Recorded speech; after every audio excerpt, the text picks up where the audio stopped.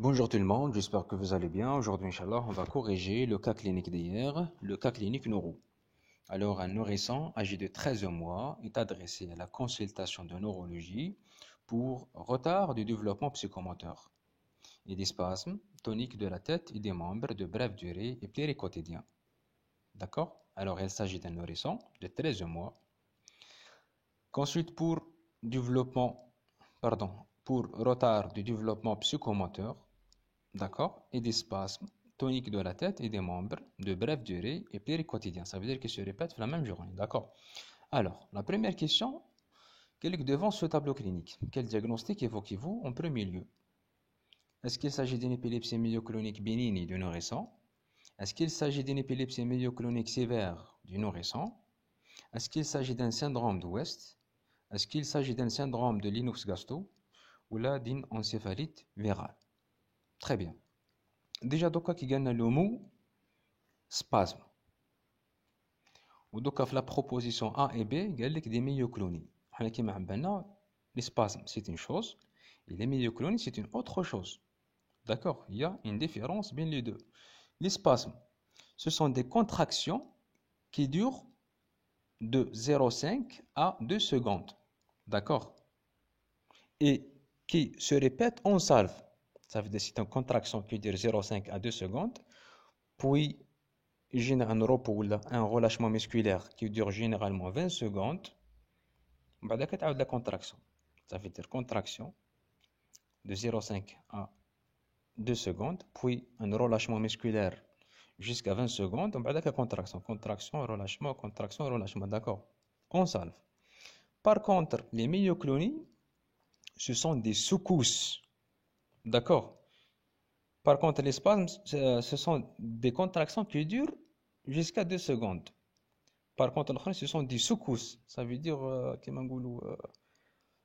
des secousses. J'ai pas trouvé le mot. L'essentiel, ce sont des secousses.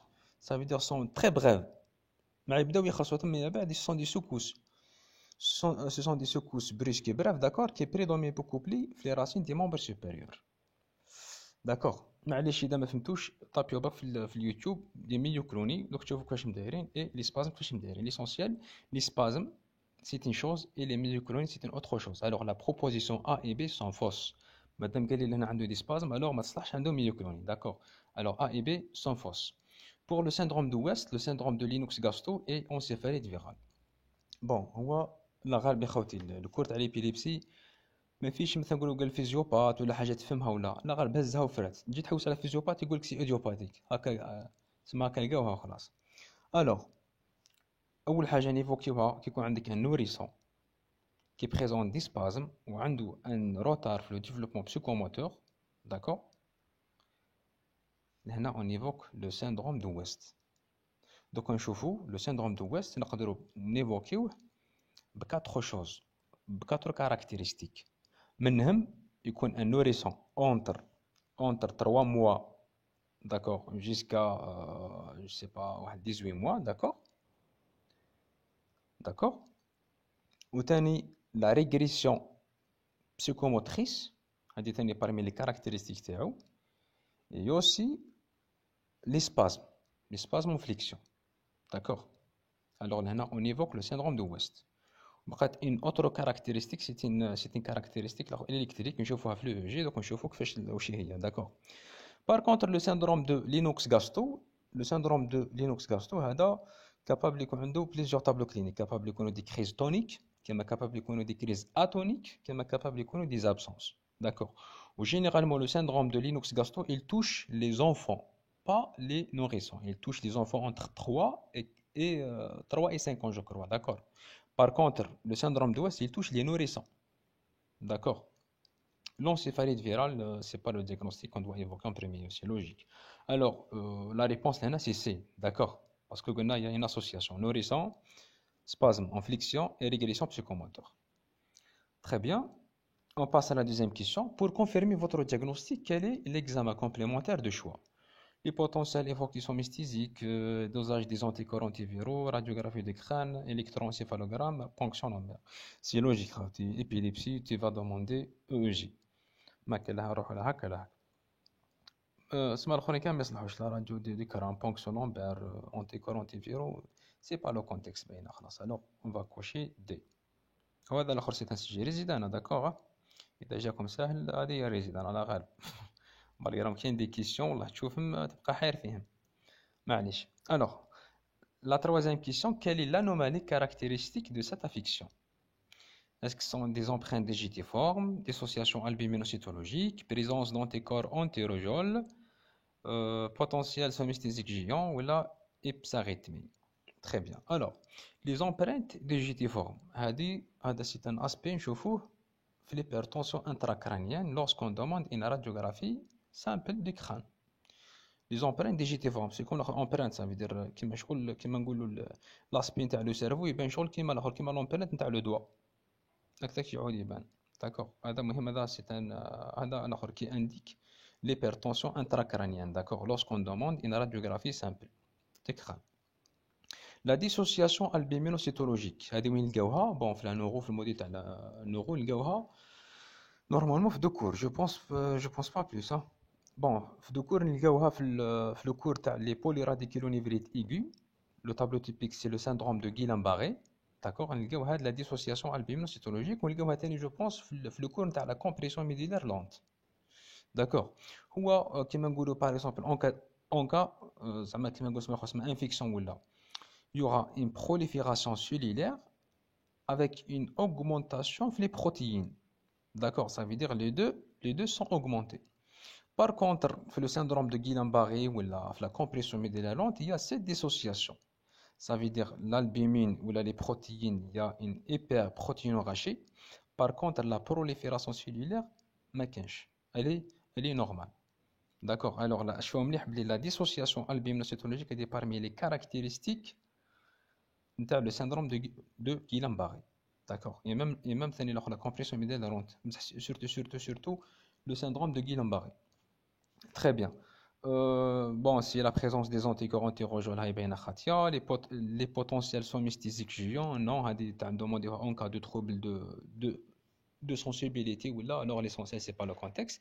Donc, les hypsarythmies, très bien. Les hypsarythmies, c'est juste.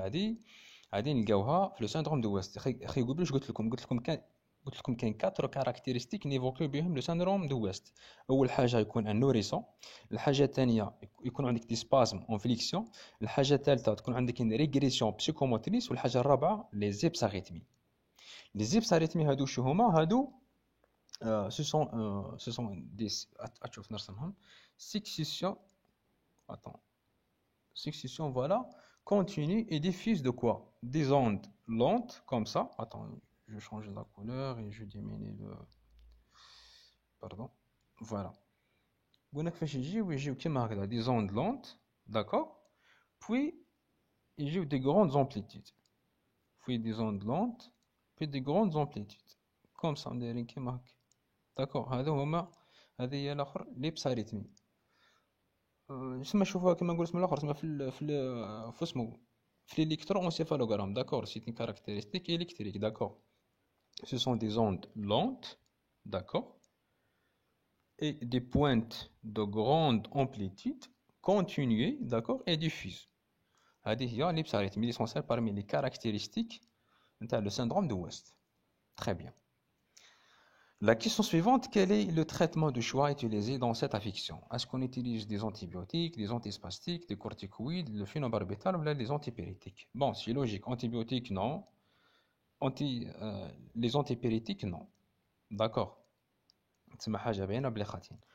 Par contre, donc, les antispastiques, corticoïdes et phénobarbital. Mais le syndrome de West, le traitement de choix et le traitement de première intention, c'est le vigabatrin, c'est le sabril. D'accord. On a la vitamine B6 et la vitamine B1. Plus ou moins les corticoïdes. Donc, je ne sais pas, on a le traitement de première intention, le vigabatrin, on a directement les corticoïdes. Je ne sais pas, l'essentiel, on va cocher C. D'accord, on va cocher C. Pour les antispastiques, non, même de Homs et le phénobarbital, non. D'accord, le traitement de choix, le syndrome de West, on donne le vigabatrin, le sabril. D'accord, on met de tenir les corticoïdes. L'essentiel, on va cocher C. D'accord. Je pense que c'est la dernière question. Oui. Cette affection peut évoluer vers des absences myocloniques, des absences petit mal, guérison sans séquelles, des troubles psychiatriques ou une encéphalomyopathie. Très bien. Alors, je vais vous dire le syndrome de West et le syndrome de Lennox-Gastaut les deux ont un pronostic sévère. D'accord, le syndrome de West a un pronostic mauvais ou l'autre très mauvais. L'évolution les deux iront vers la régression psychomotrice. Les deux ont un pronostic très sévère. Alors, on va cocher des absences, des guérisons sans séquelles, etc. Alors, directement, l'évolution sont des troubles psychiatriques. Pour les spasmes, le syndrome de West, généralement, l'enfant il a 5 ans, il est normal avec les spasmes. Par contre, la régression psychomotrice, c'est à vie. D'accord.